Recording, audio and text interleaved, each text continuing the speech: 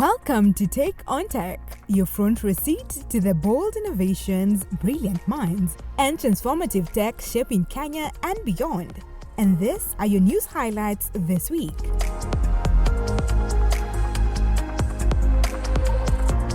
Vita constituency has launched the NGCDF Vita Jitume Digital Hub, a state-of-the-art skills training and resource center aimed at equipping youth with the digital tools of tomorrow. Part of the National Jitume program under the Ministry of Information, Communications and the Digital Economy, and rolled out through Konza Technopolis with support from ICTA. This hub offers training in digital literacy, financial skills, communication, and access to critical digital services. It's not just about learning, it's about livelihoods. The government plans to roll out 1,450 similar hubs across the country, creating new pathways to job creation in the ever-expanding digital economy. Ninapopiga hitima siwezi kuwasahau walotusisitizia tuwe bora si wadau. Bwana alinaye faraj kazi yenu si mwaona. Mola na wabariki msikose zake tawabu. Shukran. Manyunyu. Mvua radi. Thank you. Sisi tunashukuru sana MP wa Mvita Bwana Machele kwa kutupa nafasi kama wizara kuweza kufungua hii digital hub, na tumeona kuna upungufu wa kompyuta. Nitamuuliza katibu ambaye yuko hapa na Konza tuweze kuongeza kompyuta zifike 100. Na pia nimeona mna talent ajabu hapa. Hiyo hub ikuwe pia center of talent no innovations, ila watu waweze kujimudu kimaisha kupitia mitandao. Hiyo maneno ya boy child tuangalie sana, because wote watoto ni wetu. Watoto wa kivulana, watoto wa kisichana, wote ni watoto wetu. Tunashukuru Mheshimiwa Rais kwanza kwa kushikana na bunge na kuweza kubadilisha sheria ya NCDF ili wabunge waweze kujenga hubs katika Kenya, nchi yote tukufu. Kwa hivyo tunatarajia tutapata hubs 1,450 zikiwemo 47 centers of excellence, mahali tutatrain walimu wa kwenda kutrain wale wanafanya katika hub. Pia tuweke pesa ya kuweza kupatia mikopo ya kompyuta vijana na wasichana na wale ambao wote wataweza kutumia digital hubs. Kwa hivyo serikali ya Kenya imeamua lazima digital space watu waweze kufanya kazi kujimudu kimaisha.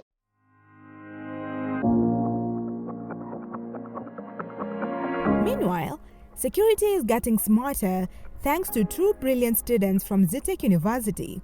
Kelvin Mutungwa and Ian Cheriot have unveiled SmartGate, an AI and IoT-powered security system set to revolutionize how we protect buildings and public spaces. Our system uses facial recognition to ensure secure access into premises, like government facilities, corporate institutions, and many other facilities.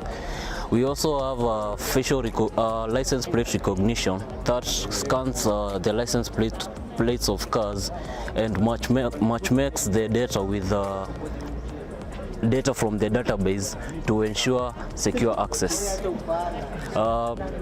We are still prototyping on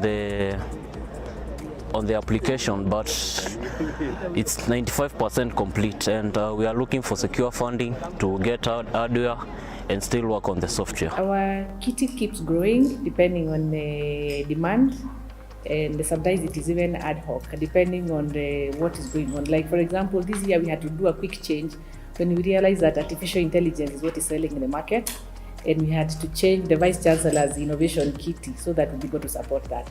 If there's something else that comes emergent, we shall still drive up our budget because we believe that that is where the world is heading. Right now, our budget is about 10 million, and that's why we are looking for networks so that we are able to boost it even further. We are trying to replace manual traditional security systems such that it allows a person to register his face, and then it will use that data. When you are trying to access a certain premise, it will be able to scan your face and look for similarities in the database. And if you're already a staff and you had your face registered, you'll be able to gain access to the premise.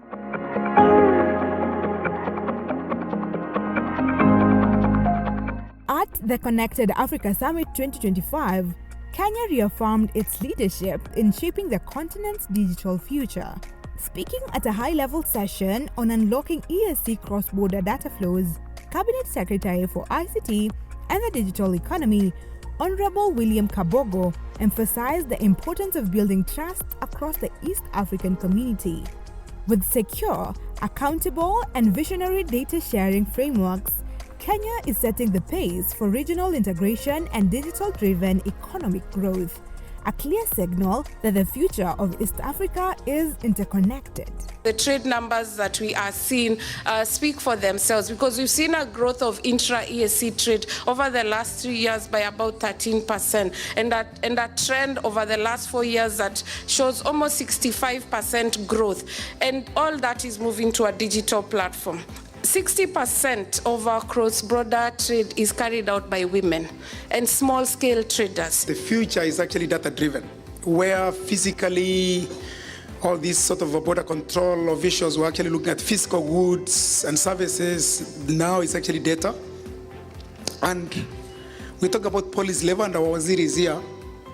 So the only way you can unlock is basically our policy intervention at the highest level, which is basically cabinet and presidency, to unlock.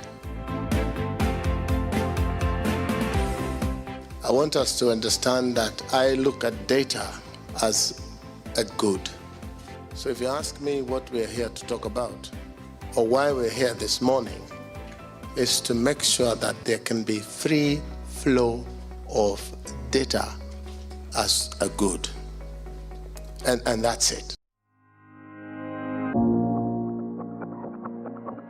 In Nairobi this past week, the future of decentralized technology took center stage at the IOTA East Africa Web3 Innovation Summit, a high-impact gathering of developers, innovators, trade experts, and public sector leaders.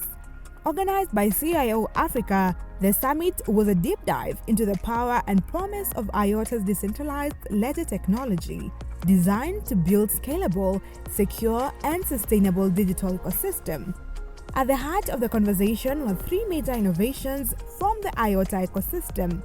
Twin, the Trade and Workflow Information Network, digitizing supply chains for transparency, traceability, and trust in global commerce. TLIP, or Trade Logistics Information Pipeline, a smart protocol simplifying secure trade data exchange. And Move VM, IOTA's next-gen virtual machine built for powerful, scalable, and decentralized applications. But what stood out the most was IOTA's commitment to real-world utility, from streamlining global trade logistics to powering smart public services driven by data and trust.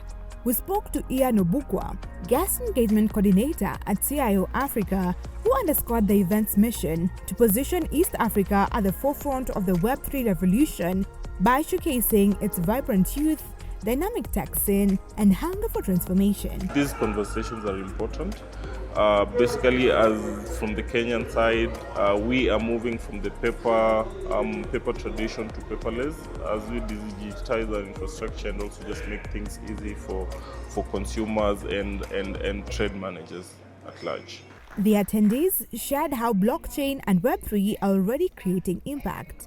Raphael Kiptis, Head of Finance at CN Flowers, told us how adopting DLT has improved their logistics and cost efficiency.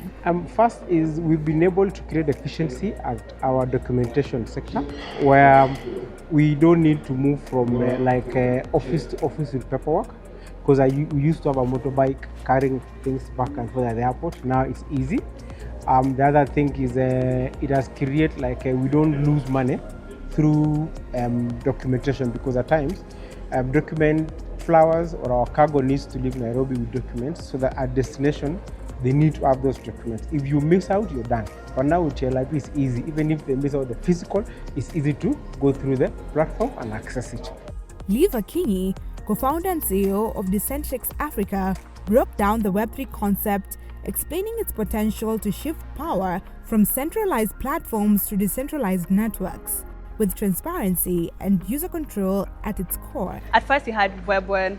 Web 1 was static, read only. Think of it as an online newspaper where you could just read from it, but then you cannot write or add onto it.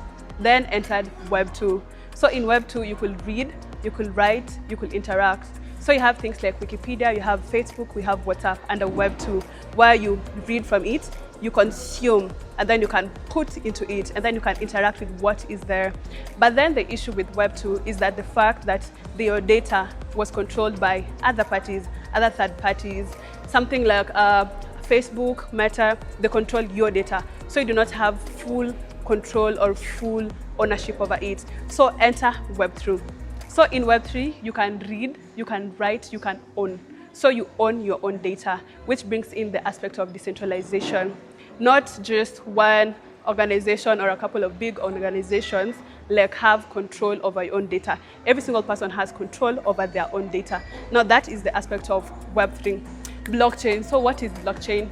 Think of blockchain as an open book, and then you tie it to Web3. Open book, you can add onto it, but then you cannot corrupt it. So any other thing that you have found within the blockchain, it is there to stay. So that brings in the aspect of security. It is secure and it is transparent. Every single thing on the blockchain is accessible to each and every player who's on the blockchain. And Aurelia Mutua, also co-founder and CEO at Decentrix Africa, emphasized the importance of policy frameworks that encourage innovation, inclusion, and cross-border cooperation. So what inspired me to participate on this summit specifically is because of IOTA specifically. So I've been in conversation with the ecosystem leads, I've been in conversation with the guys that are handling IOTA. I find it an innovative platform where developers are able to build their products or their solutions. So it provides and gives the right resources to developers who are building their solutions, so they are able to, they have the access to the right resources. And also other than that, you also get the right support from the ecosystem. Yes. With global players, local champions, and bold ideas on the table, the IOTA Web3 Summit proved that Kenya isn't just consuming tech, we are shaping the next digital frontier.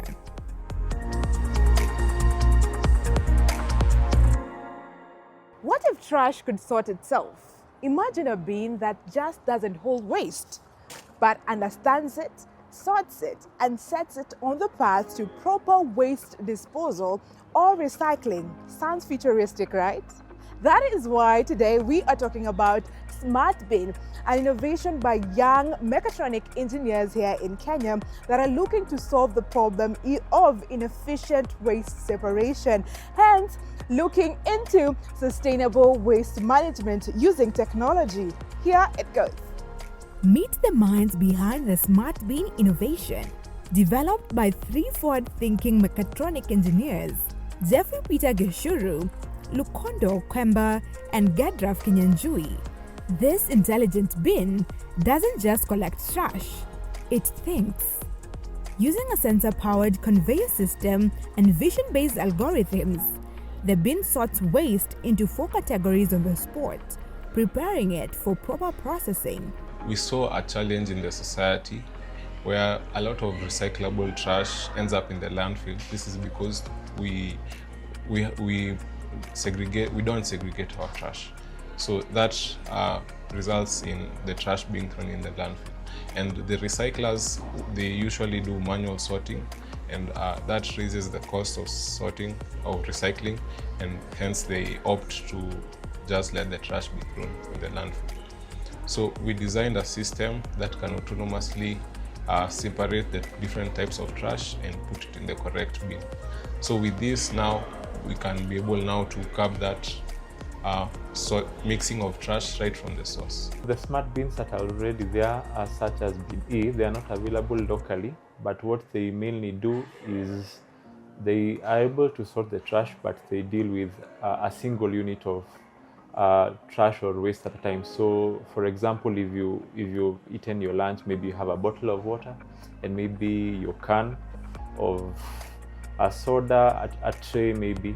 So you have maybe 3 pieces of waste. So as you deposit them, you'll have to wait. There's a waiting time because their systems cannot take all the units at a time. So it's not quite functional because you'd have to wait to deposit each of them individually. So we saw that issue and then we try to improve on it. So for our system, you can deposit multiple units at a time, making it more convenient for the user.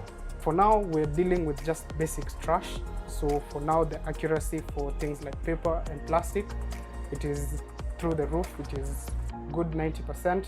And we've also implemented sensors like my partner Kemba said, to be able to confirm, to give a confirmation that this is metal, like the inductive sensors. What we're using, currently we're just using AC power, but in the future we plan on implementing a friendly battery, an eco-friendly battery.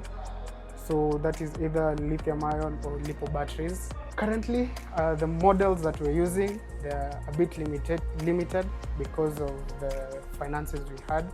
So when we get to more time to train our model and more funds to be able to have more computational power to run the models, our consistency of the accuracy will be good. Basically, we funded the cost among us, among our team. So yeah, we tried to make it as, for our prototype, to make it as cost efficient as possible. The team is now seeking support to upscale the technology for commercial rollout. To move it forward, this is just a prototype, so it does not have all the functionalities. We will need to take it to a commercial space for a target market. So what we will need to make, of course, a sturdier design, maybe a better processor to be able to deal with the larger volumes of waste that maybe in a real case scenario to be able to deal with the high volume of waste that comes in. So we are trying to pitch our system through various avenues, expos, to be able to attract investors and partners so that we can be able to push it forward and take the next step of developing it. Could this be the future of sustainable cities? That's it on today's show. Tell us what you think about that technology-driven solution in the circular economy. Talk to us at KBC Channel 1. The hashtag remains to be Tech on Tech. My name is Stephanie Etta. I will see you next time, same place. Until then, keep it tech.